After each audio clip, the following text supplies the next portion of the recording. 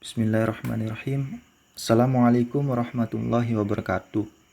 Kami dari Divisi SDM dan Keuangan PT IKAT Nusantara akan mempresentasikan tentang perusahaan dari divisi kami, yang terdiri dari anggotanya yaitu Siti Septiani, Maryam Henrizal Rafli, dan saya sendiri Iqbal Alan Abdullah. Di sini kami akan menjelaskan mengenai PT IKAT Nusantara, profil divisi SDM dan keuangan, layout perusahaan dan divisi, komponen SDM dan keuangan perusahaan.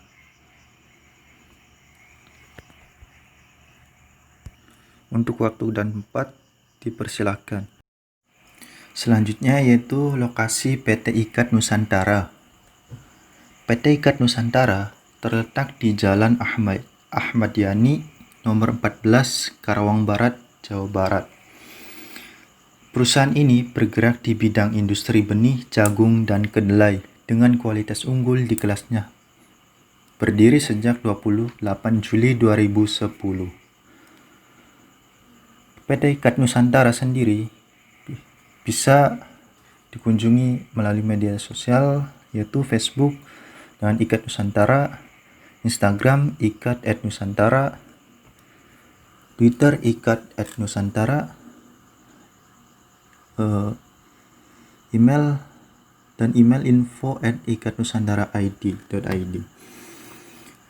Selanjutnya yaitu layout atau skema perusahaan PT IKAT Nusantara.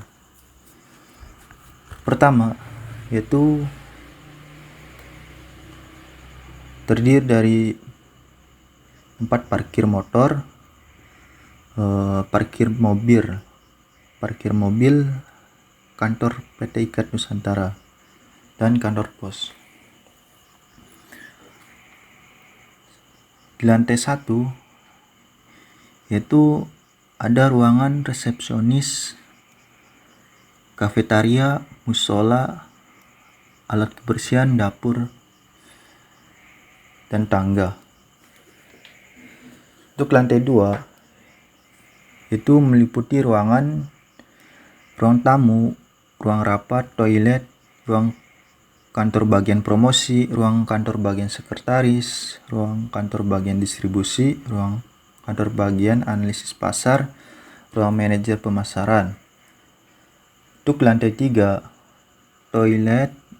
ada toilet, ruang kantor planning and human resource, ruang kantor accounting and finance, bahkan ruang sekretaris, ruang manajer, dan ruang direktur.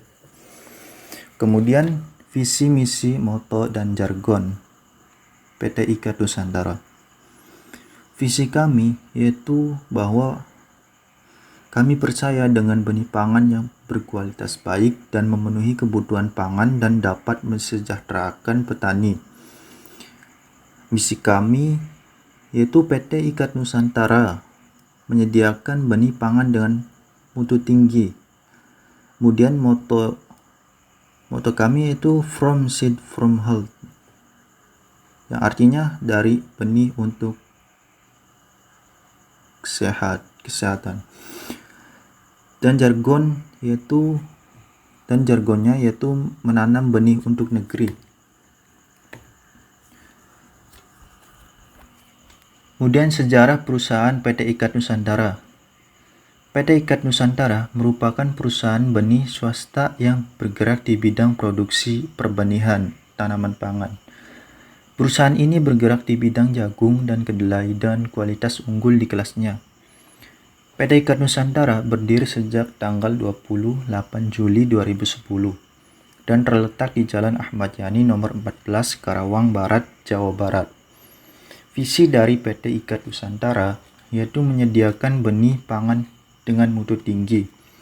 Untuk menciptakan visi tersebut, maka diperlukan misi, yaitu kami percaya dengan benih pangan yang berkualitas baik dapat memenuhi kebutuhan pangan dan dapat mensejahterakan petani.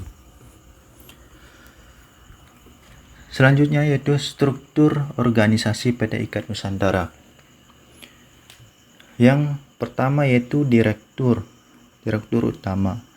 Selanjutnya yaitu Di bawahnya terdapat manajer pemasaran yang meliputi asisten manajer, promosi, riset pasar, penjualan, dan penjualan.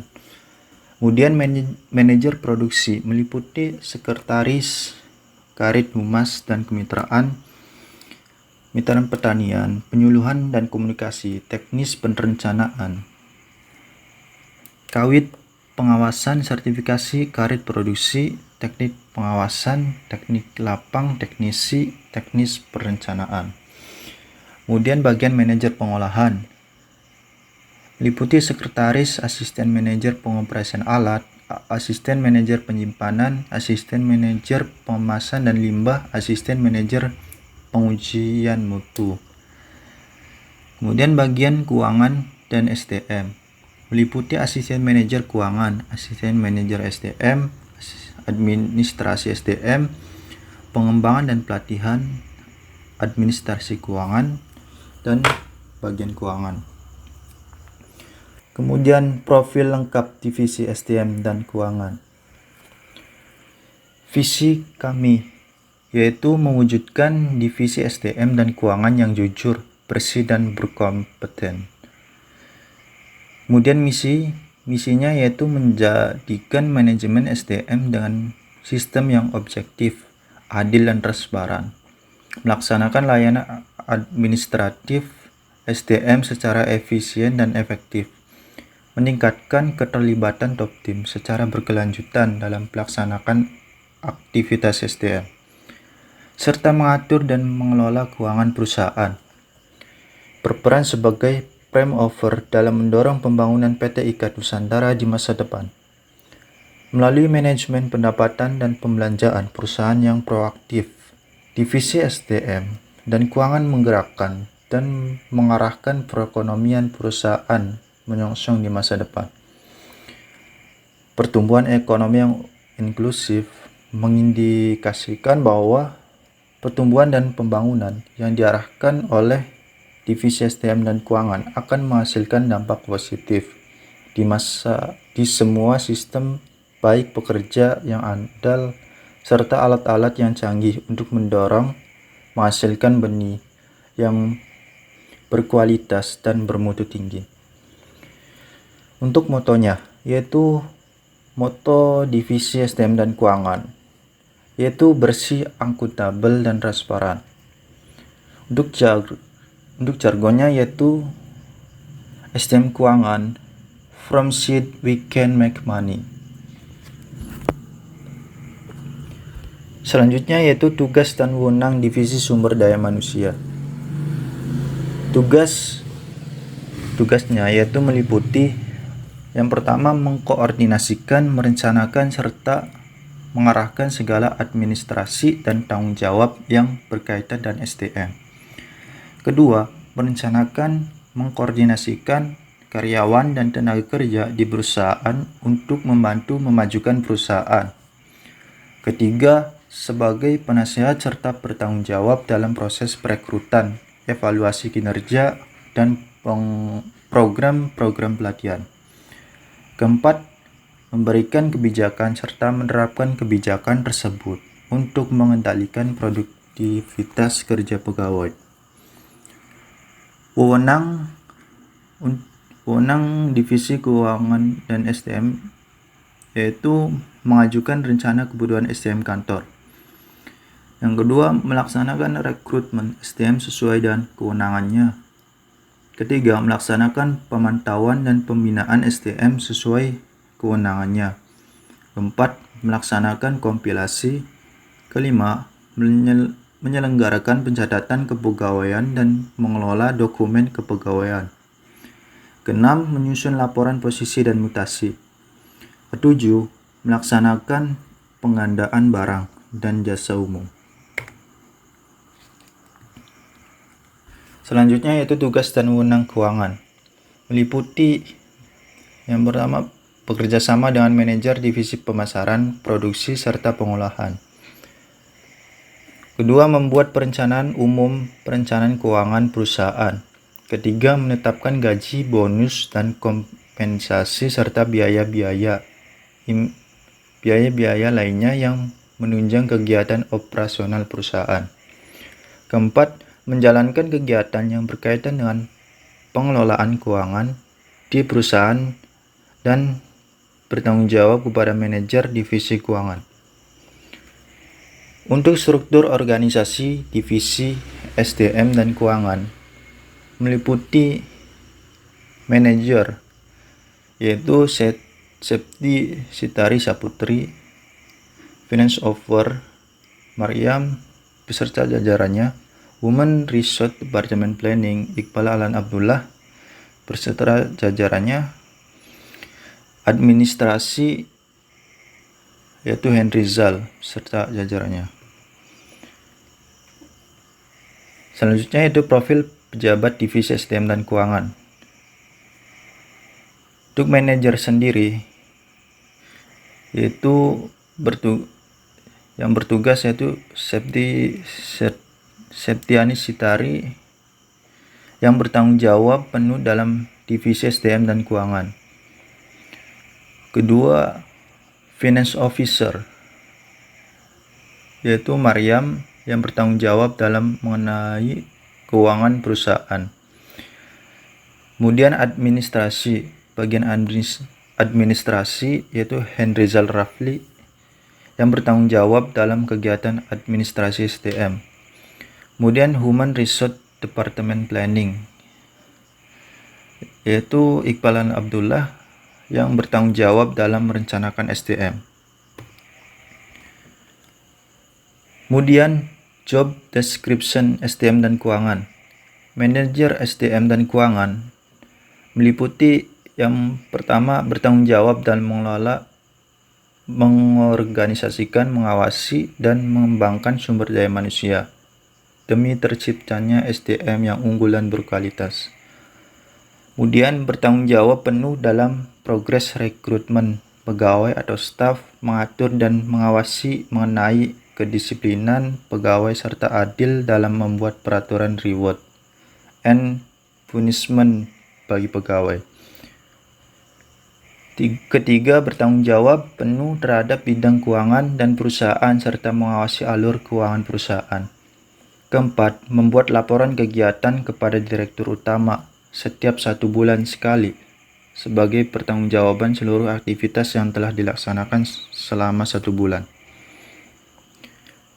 Kemudian bagian kepala keuangan finance, yaitu bertanggung jawab dalam mengkoordinasikan dan mengontrol perencanaan, pelaporan, serta pembayaran kewajiban pajak perusahaan sesuai dengan peraturan pemerintah yang berlaku. Yang kedua, merencanakan dan mengkoordinasikan penyusunan anggaran perusahaan serta mengontrol penggunaan anggaran dana untuk memastikan penggunaan dana yang efektif dan efisien. Ketiga, merencanakan, mengkoordinasikan, dan mengontrol arus kas perusahaan cash flow untuk memastikan ketersediaan dana operasional perusahaan dan kondisi keuangan tetap stabil. Keempat, bekerja sama dengan manajer lain untuk merencanakan perencanaan umum keuangan perusahaan. Kemudian bagian perencanaan HRD meliputi melakukan seleksi penerimaan tenaga kerja serta membuat peraturan dan kebijakan mengenai perusahaan. Kedua, mengelola administrasi keuangan yang ada di perusahaan. Tiga, meliputi kinerja setiap karyawan termasuk mengusulkan promosi, pengangkatan, penggantian, dan pemberhentian SDM. Keempat, mengelola administrasi SDM. Bagian administrasi yaitu meliputi melakukan seleksi, penerimaan tenaga kerja, serta membuat peraturan dan kebijakan-kebijakan mengenai perusahaan. Mengelola administrasi keuangan yang ada di perusahaan, menilai kinerja setiap karyawan termasuk mengusulkan promosi, pengangkatan, pergantian, dan pemberhentian SDM. Mengelola administrasi SDM, mengelola kompensasi dan perusahaan kepada karyawan.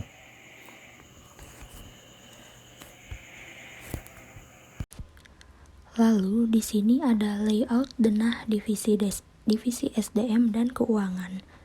Dari keterangan ada ruang rapat kerja, ruang tamu, ruang manajer, dan ruang bagian umum. Di dalam ruang manajer ada lemari arsip manajer dan ruangan konsultasi manajer. Lalu di dalam ruang bagian umum ada ruangan Kabak Accounting and Finance, ada ruangan anggota Accounting and Finance, dan 2 buah lemari arsip keuangan. Lalu selanjutnya ada juru tulis surat atau sekretaris, bagian kendaraan operasional dan gudang, juru periksa, juru arsip, bagian pengantaran surat, tempat perlengkapan kantor seperti komputer, mesin printer, laptop, mesin laminating, dan lain-lain, ruang isoma dan dapur, ruang Kabak Planning and Human Resources, dan lemari arsip SDM. Sumber daya manusia PT IKAT Nusantara.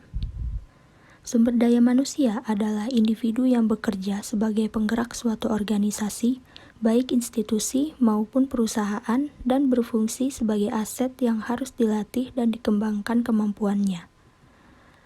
Komponen dalam SDM adalah sebagai berikut: proses perekrutan tenaga kerja, jam kerja, jumlah tenaga kerja, SOP tiap divisi, kompensasi, apresiasi masa bakti, program peningkatan kinerja tenaga kerja, lembur, cuti, izin, sakit, fasilitas jabatan, pemberhentian tenaga kerja, dan umur pensiun. Proses perekrutan tenaga kerja. Proses ini berlangsung mulai dari saat mencari pelamar hingga pengajuan lamaran oleh pelamar. Tujuan dari perekrutan itu sendiri adalah mencari calon-calon tenaga kerja yang memang memenuhi syarat yang telah ditentukan agar dapat konsisten dalam bekerja, membantu mengurangi kemungkinan keluarnya karyawan yang belum lama bekerja. Proses perekrutan. 1. Promosi lowongan kerja. Promosi lowongan kerja yang dilakukan oleh PT IKAT Nusantara adalah dengan mengadakan job fair ke kampus-kampus. Ini bertujuan agar tenaga kerja yang bekerja di PT IKAT Nusantara merupakan tenaga kerja yang berkualitas. 2. Seleksi administrasi. Tahap ini merupakan tahap penyeleksian berkas-berkas yang dibawa oleh calon karyawan. 3. Tes tahap 1 atau psikotes. Tahap ini merupakan pemberian tes berupa tes kecerdasan dan tes kepribadian. Tes kecerdasan meliputi tes kosakata, logika, matematika, dan bahasa Inggris. Sedangkan untuk tes kepribadian merupakan tes di mana tiap pilihan ada poin tersendiri untuk menggambarkan kepribadian si calon karyawan. 4. Seleksi tahap 1. Pada seleksi tahap 1 merupakan tahap penyeleksian dari nilai yang diperoleh dari tes psikotes. Untuk tes psikotes, nilai minimal yang didapat yaitu 80 dan untuk tes kepribadian minimal 153. 5. Wawancara tahap 1. Pada wawancara ini, pertanyaan yang diajukan yaitu tentang kualifikasi pekerjaan yang diinginkan oleh si pelamar dan untuk mengetahui apakah si pelamar cocok dan benar-benar mau pada posisi atau jabatan tersebut. 6. Wawancara tahap 2. Pada wawancara tahap 2, pertanyaan yang diajukan yaitu tentang informasi yang ditulis oleh pelamar di dalam CV dan riwayat hidup. Wawancara ini memastikan agar apa yang ditulis pelamar merupakan hal yang benar. 7. Tes kesehatan. Tes kesehatan ini berupa tes urin untuk mengetahui apakah si calon karyawan memakai narkoba dan tes buta warna. 8. Seleksi tahap 2. Pada seleksi ini, tahap penyeleksian dari tes kesehatan. Jika terbukti ada yang sudah menggunakan obat-obatan terlarang, si calon pelamar akan langsung didiskualifikasi dan otomatis di blacklist dari PT IKAT Nusantara. 9. Pengambilan keputusan. Tahap ini merupakan tahap akhir dari perekrutan kerja. Pelamar yang sudah diterima akan langsung diposisikan pada jabatannya masing-masing. Kualifikasi perekrutan tenaga kerja. Berikut adalah contoh-contoh kualifikasi yang telah SDM PT IKAT Nusantara buat. Untuk manajer, minimal lulusan S1, manajemen atau pertanian, dan memiliki pengalaman kerja 2 tahun. Cerdas, kreatif, disiplin, punya daya ingat yang baik, jujur, dan setia pada perusahaan. Merupakan warga negara Indonesia. Dapat berkomunikasi dalam bahasa Inggris baik secara pasif maupun aktif. Memiliki pengetahuan yang luas tentang pertanian skala luas. Memiliki kemampuan mengendarai mobil. Memiliki kemampuan dalam mengoperasikan komputer. Yang kedua, asisten manajer, lulusan S1 jurusan manajemen atau pertanian. Warga negara Indonesia, mampu berkomunikasi dalam bahasa Inggris, jujur, rajin, dan disiplin, memiliki kemampuan mengendarai mobil, bersedia ditempatkan di mana saja, memiliki kemampuan dalam menjalankan operasional komputer, memiliki keterampilan memimpin, memiliki pengetahuan tentang pertanian skala luas. Lalu ada untuk kepala bagian, minimal lulusan D3 atau S1 jurusan manajemen atau pertanian, warga negara Indonesia, menguasai keterampilan komputer minimal Microsoft Office, mempunyai pengalaman kerja minimal 1 tahun, mahir berbahasa Inggris, jujur, rajin, disiplin, memiliki motivasi yang tinggi, dinamis, fleksibel, dan aktif, memiliki pengetahuan tentang pertanian skala luas. Lalu untuk staf karyawan, minimal lulusan D3 atau S1, manajemen atau pertanian, warga negara Indonesia, menguasai keterampilan komputer minimal Microsoft Office, mempunyai pengalaman kerja minimal 1 tahun, mahir berbahasa Inggris, jujur, rajin, disiplin, memiliki motivasi yang tinggi, dinamis, fleksibel, dan aktif, memiliki pengetahuan tentang pertanian skala luas. Lalu untuk marketing distribusi, pria atau wanita, usia maksimal 40 tahun, pendidikan minimal S1, mempunyai pengalaman kerja minimal 1 tahun, mempunyai kemampuan komunikasi yang baik, memiliki kemampuan bekerja secara individu ataupun kelompok, memiliki kemampuan desain grafis, memiliki kemampuan di bidang broadcast, dan memiliki kemampuan brand marketing yang baik. Lalu ada sales marketing, pria atau wanita, usia maksimal 40 tahun, pendidikan minimal S1, mempunyai pengalaman kerja minimal 1 tahun, mempunyai kemampuan komunikasi yang baik, memiliki kemampuan bekerja secara individu ataupun kelompok, memiliki kemampuan desain grafis, memiliki kemampuan di bidang broadcast, dan memiliki kemampuan brand marketing yang baik. Lalu untuk maintenance dan mekanik, pendidikan minimal D3 teknik mesin, diutamakan pria, sehat jasmani dan rohani, kompeten mengenai setiap komponen, mengetahui mesin alat pengolahan benih, mampu memastikan berjalannya pemeliharaan dan perbaikan alat pengolahan. Lalu ada administrasi dan marketing. Umur minimal 22 tahun, pendidikan minimal D3, pengalaman kerja minimal 1 tahun sebagai staf administrasi dan marketing, jujur, mandiri, kreatif, komunikatif, percaya diri, dan loyal, memiliki kemampuan telemarketing, memiliki keinginan belajar yang tinggi dan mengembangkan diri, memiliki kemampuan presentasi dan komunikasi yang baik, mampu bekerja sesuai target yang diberikan perusahaan, menguasai komputer program Microsoft Office dan software desain Corel atau Photoshop, terampil dalam penggunaan sosial media, dan berpenampilan menarik. Tingkatan karir PT Ikat Nusantara. Yang pertama ada direktur, yang kedua manajer, yang ketiga senior, keempat prinsipal, kelima junior, dan kelima fresh graduate.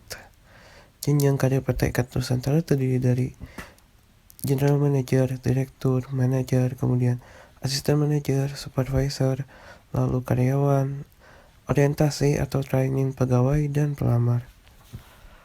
Untuk jam dan hari kerja perusahaan, hari kerja dimulai dari Senin sampai Jumat, jam kerjanya dari jam 8 sampai jam setengah 5, kemudian istirahatnya jam 12 hingga jam 1.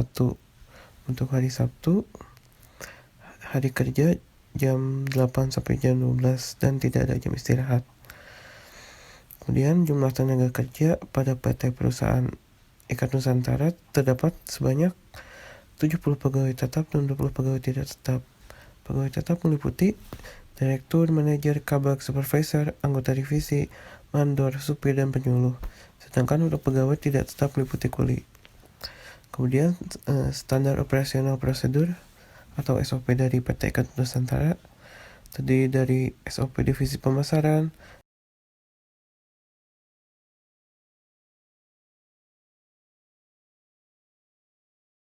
SOP divisi produksi,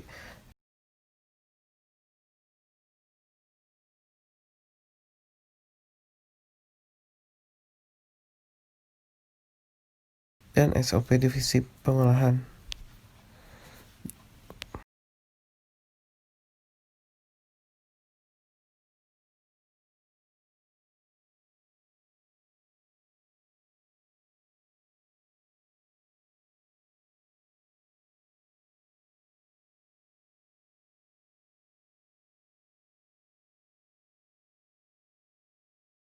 Untuk selanjutnya dari SOP seragam kantor. Dilihat gambar 1 merupakan SOP seragam untuk wanita dan seragam pria. Yang kedua SOP hari Sabtunya memakai batik. Kemudian bisa dilihat SOP laboratorium dan SOP lapang dan pengolahan. Kemudian untuk sakit, izin, cuti, dan lembur, keterangannya antara lain sakit harus ada surat keterangan sakit dari dokter dan keterangan beberapa lama untuk istirahat tidak bekerja. Untuk sakit berat menempatkan izin khusus. Untuk kemudian dalam izin, dalam 1 tahun hanya diperbolehkan izin selama 7 hari, dikecualikan untuk keadaan darurat. Kemudian cuti yang diberikan itu cuti tahunan, cuti bersama, cuti haid, cuti hamil atau melahirkan, kemudian cuti sakit, dan cuti di luar sakit. Nah, kemudian ada lembur, dilakukan maksimal 3 jam setelah jam kerja selesai. Untuk hari Sabtu tidak ada lembur. Untuk kompensasi, perusahaan kami memberikan kompensasi dalam 4 bentuk, antara lain gaji, THR, insentif lembur, dan bonus. Untuk gaji di PT Nusantara yaitu kisaran 2-10 juta. Untuk yang paling rendah yaitu untuk supir, mandor, penyuluhan. Dan untuk gaji tertinggi yaitu untuk direktur. Kemudian ada THR diberikan sesuai 1 bulan gaji. Kemudian ada insentif lembur, upah ini dihitung per jam. Jam lembur sudah ditetapkan oleh perusahaan yaitu maksimal 3 jam per hari atau 15 jam per minggu setelah jam kerja selesai. Kemudian ada bonus, diperuntukkan hanya untuk divisi pemasaran. Jika target penjualan yang mencapai melebihi target yang ditentukan, berarti mendapat bonus 25% dari gaji pokok. Kemudian ada SOP pemberian gaji karyawan, antara lain yang pertama, berdasarkan penerimaan karyawan dan surat keputusan pengangkatan karyawan dibuat kartu gaji termasuk pinjaman karyawan oleh bagian personalia. Kemudian berdasarkan kartu gaji dibuat rekapan daftar gaji dan utang karyawan termasuk pembayaran pinjaman tiap bagian oleh bagian personalia. Kemudian selanjutnya dibuat rekapan total gaji karyawan dan daftar utang karyawan per bagian diberikan ke bagian keuangan. Kemudian bagian keuangan meminta otorisasi dari direksi. Setelah diotorisasi gaji dibayarkan ke bagian personalia. Bagian personalia menerima uang sebesar total gaji sebelum dikurangi pinjaman karyawan dan total gaji karyawan dan daftar utang karyawan dengan menandatangani bukti pembayaran. Kemudian bukti pembayaran diberikan ke bagian dokumentasi. Setelah itu bagian personalia memasukkan uang ke amplop untuk masing-masing karyawan. Setelah itu hasil pelunasan pinjaman karyawan oleh bagian personalia dikembalikan ke bagian keuangan. Kemudian ke pemberian hukuman. 1. Peringatan pertama berupa teguran lisan membolos 2 kali atau tidak masuk tanpa keterangan. Yang kedua, peringatan kedua berupa teguran tulisan. Yang ketiga, peringatan ketiga akan dilakukan pemotongan gaji. Dan jika peringatan masih diabaikan, karyawan akan diberhentikan. Yang keempat, korupsi, mencuri barang perusahaan dan pembunuhan akan diberhentikan tanpa pemotongan. Kemudian untuk apresiasi masa bakti dan apresiasi karyawan teladan dari PT Ikat Nusantara, antara lain apresiasi masa bakti diberikan kepada karyawan yang sudah bekerja di PT Ikat Nusantara selama 25 tahun. Apresiasi yang diberikan berupa plakat dari PT Ikat Nusantara dan sejumlah uang senilai 1 bulan gaji. Kemudian ada karyawan teladan akan diapresiasi dengan pemberian plakat dan uang sebesar 20% dari jumlah gaji 1 bulan. Fasilitas jabatan PT IKAT Nusantara terdiri dari mobil dinas yang diperuntukkan bagi manajer hingga direktur perusahaan. Kemudian ada motor dinas diperuntukkan bagi manajer hingga divisi pemasaran dan SDM. Pemutusan hubungan kerja PT IKAT Nusantara. Menurut pasal 61 Undang-Undang Nomor 13 Tahun 2003 mengenai tenaga kerja, perjanjian kerja dapat berakhir apabila pekerja meninggal dunia, jangka waktu kontrak kerja telah berakhir, adanya putusan pengadilan atau penetapan lembaga penyelesaian perselisihan hubungan industrial yang telah mempunyai kekuatan hukum tetap, adanya keadaan atau kejadian tertentu yang dicantumkan dalam perjanjian kerja, peraturan perusahaan, atau perjanjian kerja bersama yang dapat menyebabkan berakhirnya hubungan kerja.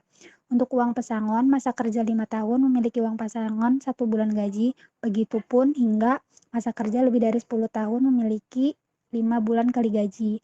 Untuk umur pensiun yaitu 55 tahun. Berikut merupakan surat perjanjian kerjasama investor dengan investor pertama. Dan berikut merupakan surat perjanjian kerjasama dengan investor kedua. Tugas dan wewenang divisi keuangan.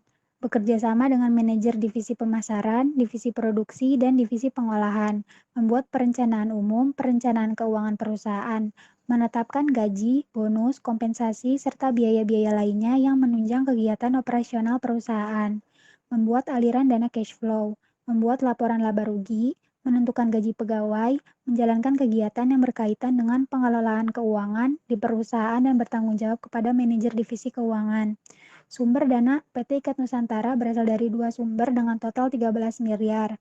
Investor pertama sebesar 76% dari dana total, yaitu 10 miliar. Dan investor kedua sebesar 24% dari dana total, yaitu senilai 3 miliar. Jumlah biaya tetap pada PT IKAT Nusantara senilai Rp1.845.280.777 dengan komponennya yaitu gaji, maintenance, pajak, listrik, air, wifi, biaya penyusutan, dan pajak bumi bangunan. Sedangkan total biaya variabel setiap tahunnya yaitu sebesar Rp1.847.970.938 yang berasal dari gabungan pengeluaran biaya variabel dari divisi pemasaran hingga divisi keuangan. Berikut merupakan rincian biaya tetap dan biaya variabel per tahun, per semester, dan per bulan. Biaya investasi pada PT IKAT Nusantara senilai Rp8.882.295.000. Kemudian biaya penyusutan yang dikeluarkan senilai Rp318.612.313. Sedangkan biaya maintenance atau biaya pemeliharaan alat senilai Rp75 juta. Berikut merupakan rincian tabel biaya penyusutan dan maintenance per tahun, per bulan, dan per semester. Berikut merupakan tabel keuangan HPP keuangan, yaitu komoditas jagung dan kedelai. Per jagung lamuru per kemasannya Rp368 dan per kemasannya Rp1.842 hingga komoditas kedelai varietas Willis seharga Rp1.458 per kemasan. Cash flow aliran dana. Untuk inflow pada PT IKAT Nusantara memiliki inflow atau pemasukan tertinggi pada tahun ke-10 yaitu senilai 19 miliar. Untuk outflow tertinggi pada tahun pertama senilai 12 miliar dan tahun-tahun berikutnya mengalami pengeluaran yang konstan. Net benefit terendah terjadi pada tahun pertama dan tertinggi pada tahun ke-10 senilai 16 miliar. Berikut merupakan tabel penjualan benih. Komoditas jagung varietas lamuru dengan HPP per kilogram Rp6.338 dan HPP per kemasan Rp31.690. Harga kompetitornya Rp125.000. Persentase laba 150%. Harga jual perusahaan Rp79.225. Penjualan benihnya 91.000 kg. Total penjualan benihnya yaitu Rp1.297.776.803. Begitupun hingga komoditas kedelai varietas Willis dengan total penjualan benih Rp1.058.535.415. Mungkin sekian presentasi dari divisi SDM dan keuangan. Bila ada kesalahan kata atau data, mohon dimaafkan. Terima kasih.